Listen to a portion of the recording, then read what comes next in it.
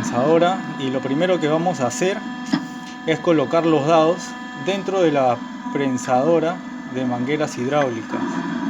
Como pueden ver, está totalmente nuevo. Estamos insertando los dados.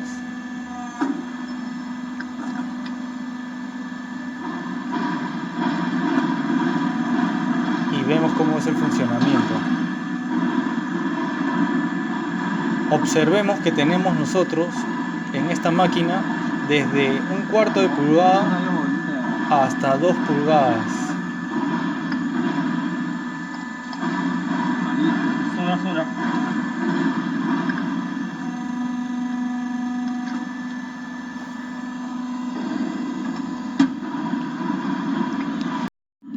Si tú quieres adquirir tu máquina prensadora o tu crimping machine para realizar tus manufacturas en mangueras hidráulicas desde 1/4 de pulgada hasta 2 pulgadas, pues comunícate con nosotros. Tenemos nuestras oficinas en Lima y en Perú.